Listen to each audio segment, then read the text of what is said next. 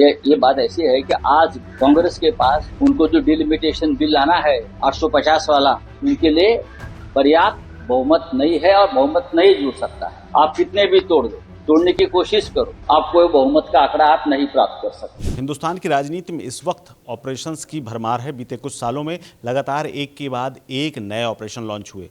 Operation इसलिए क्योंकि पार्टियां तोड़नी थी। एक बार फिर से एक नए ऑपरेशन की तैयारी महाराष्ट्र में चल रही है। पहले लोटस, उसके बाद टाइगर और अब तुतारी।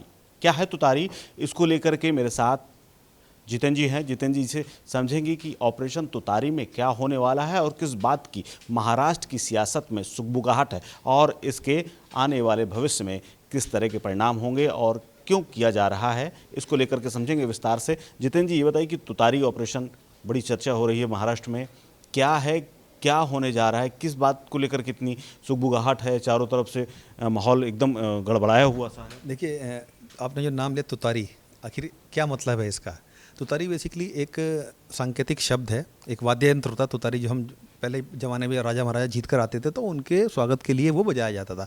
अब महाराष्ट्र में बीजेपी अपने आप को उसी ट्रैक पर लेके जा रही है कि लगातार वो जीत रही है, हमने देखा वहाँ पर, और लगातार ऑपरेशन वहाँ पर चल रहे हैं। आपने जिक्र किया ऑपरेशन लोटस का, फिर और ऑपरेशन टाइगर का भी जिक्र किया, अब तुतारी आ रहा है। तुतारी बेसिकली उसी संदर्भ से लिया गया है कि बीजेपी का जो विजय रथ था पार्टियाँ तोड़ने का, वो कंटिन्यू चल रहा है। और अब जो नंबर लग रहा है वहाँ पर, जो जानकारी आ रही है कि आने वाले कुछ दिनों में हो सकता है कि एनसीपी शरद पवार गुट भी बीजेपी में शामिल हो जाएंगे।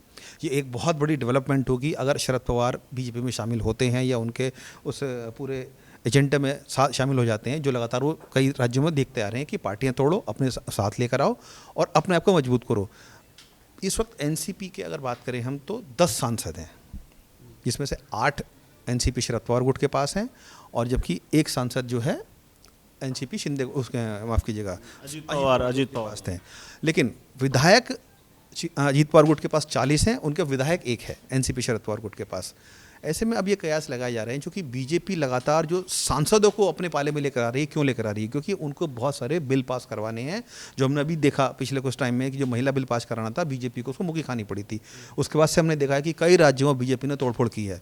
बंगाल में देखा हमने कितने सारे टीएमसी के सांसद बीजेपी में दूसरी पार्टी बनाकर शामिल हुए। मतलब मिशन 360 वाली बात करें, 360 सांसदों की जरूरत है, जो 2/3 वाली बात। बिल्कुल, बेसिक बीजेपी का एजेंडा वही है कि जिस अपने आप को लोकसभा में वो बहुमत हासिल करना है ताकि जो बिल वो उनके अटके हुए हैं, जो उनके एजेंडे में शामिल रहे हैं, उनको पास कराया जाए, जिसकी ज़रूरत उनको संसद में पड़ती है। और ऐसे में पिछली बार जब हमने देखा था कि जो बहुमत का आंकड़ा था वो काफ़ी दूर रह गया था, सांसदों ने वोट नहीं किए थे। अब बीजेपी चाह रही है कि ज़्यादा से ज़्यादा जो सांसद हैं वो उनके पाले में आए, भले ही साम दाम दंड भेद कुछ अपनाना पड़े उनको, वो अपनाएंगे और लगातार बीजेपी उस काम को कर रही है। अब क्योंकि देखिए मुलाकात हुई है शरद पवार की, शिंदे साहब से मुलाकात हुई है, बताया ये भी जा रहा है कि विनोद तावड़े जो कि बीजेपी के महासचिव हैं, जो महाराष्ट्र से ही आते हैं, उनसे मुलाकात हुई है। कई मायने निकाले जा रहे हैं। हालांकि जो अजीत पवार के बेटे हैं वो इस बात से नाखुश हैं, रोहित पवार, की अगर अजीत पवार गुट की तो पहले उसमें शामिल हो चुके हैं, शरद पवार गुट भी अगर शामिल हो जाता है तो कहीं ना कहीं महाराष्ट्र में जो उनकी राजनीति है दोनों गुटों की वो कमज़ोर पड़ेगी, बीजेपी का उसमें वर्चस्व कहीं बढ़ जाएगा। क्योंकि बीजेपी लगातार जो डेंट लगा रही है उससे उन पार्टियों को नुकसान ज़्यादा हो रहा है। उनका तो फ़ायदा हो ही रहा है बीजेपी का, लेकिन उन पार्टियों को लोकल स्तर पर, चूँकि देखिए ये जो पार्टियाँ होती हैं ये ज़मीनी मुद्दों से जुड़ी हुई पार्टियाँ होती हैं, इनकी एक आइडियोलॉजी होती है। सब जानते हैं शरद पवार किस आइडियोलॉजी के थे, शिंदे किस आइडियोलॉजी के थे, उद्धव ठाकरे किस आइडियोलॉजी के हैं। तो ये आइडियोलॉजी की जुड़ी हुई पार्टियां हैं और ज़मीन पर कार्यकर्ता उसी से इनसे जुड़ते हैं।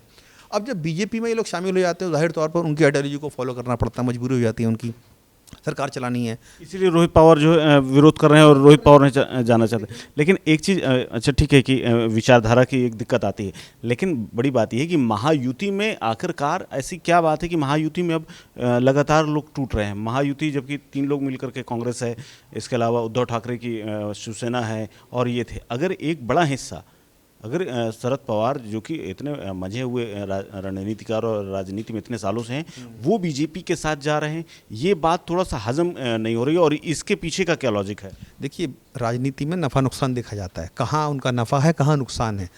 जितने भी पार्टियां हैं, जो छोटे स्तर की पार्टियां हैं, ये जो राज्यों में काम करती हैं, उनको सबको अपना लॉन्ग टर्म की राजनीति देखनी होती है।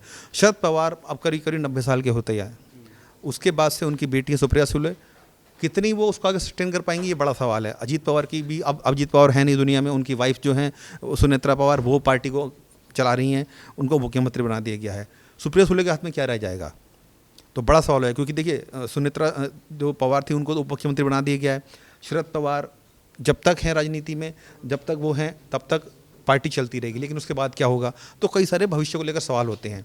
ऐसे में भविष्य सुरक्षित करना है, अपना राजनीतिक भविष्य सुरक्षित करना है, नफ़ा देखना है कि हमें अपना करना है या अपने परिवार का करना, अपनी बेटी का करना है, अपने सुप्रिया सुले का, क्योंकि 90 साल आपने बता दी कि 90 साल के हो चुके हैं शरद पवार, अब चलने बैठने उठने और स्वास्थ्य भी अब उनका उतना साथ नहीं देता है, तो ठीक है बेटी को सेट करना है। लेकिन अगर बात की जाए जो आपने पहले बात कहा है कि मिशन 360, क्योंकि 2/3 बहुमत चाहिए, क्योंकि अगर आपको संविधान में जरा सा भी परिवर्तन की बात नहीं है, यहाँ 400 पार का जो नारा उन्होंने दिया था ना चुनाव में, आपको याद हो 2024 के चुनावों में, कि वो किस तरीके से पार करना है। क्योंकि बीजेपी जानती है कि जो बिल उनको पास कराने हैं उसमें 2/3 बहुमत की जरूरत पड़ेगी, क्योंकि वो ऐसे बिल हैं जो संविधान संशोधन की उसमें जरूरत पड़ेगी। विपक्षी दल हैं वो आसानी से मानेंगे नहीं, इसलिए जब उनके पास नंबर्स होंगे, संसद में देखिए नंबर्स गेम ही काम आता है, नंबर्स जब उनके पक्ष में होंगे तो जाहिर तौर पर बीजेपी को कोई दिक्कत आएगी नहीं।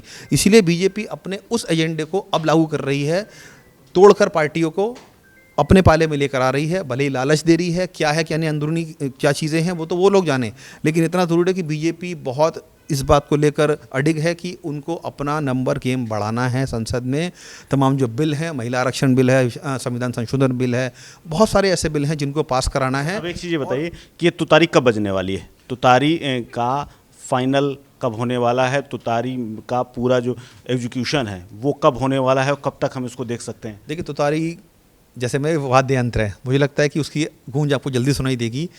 खाका जरूर उसका तैयार किया जा रहा है, क्योंकि जो मीटिंग्स चल रही हैं लगातार वो सब कुछ अपने में बता रही हैं कि अब वो दिन दूर नहीं है, शायद बहुत जल्दी ही तुतारी के नाम पर जो ऑपरेशन चलाया जाएगा। एनसीपी शरद पवार गुट भी बीजेपी में शामिल हो जाएगा। महाराष्ट्र की राजनीति में एक बहुत बड़ा उलटफेर होगा ये, क्योंकि आपने महायुति की बात की थी, महायुति की लगातार कमज़ोर हो रही है और बीजेपी पूरा फ़ायदा उठा रही है अपने उस परफॉर्मेंस का जो बीजेपी को चुनावों में मिली है। बीजेपी बहुत मजबूत है इस वक्त, साथ ही साथ सत्ता सेंटर में भी लगातार बीजेपी अपना कद बढ़ा रही है।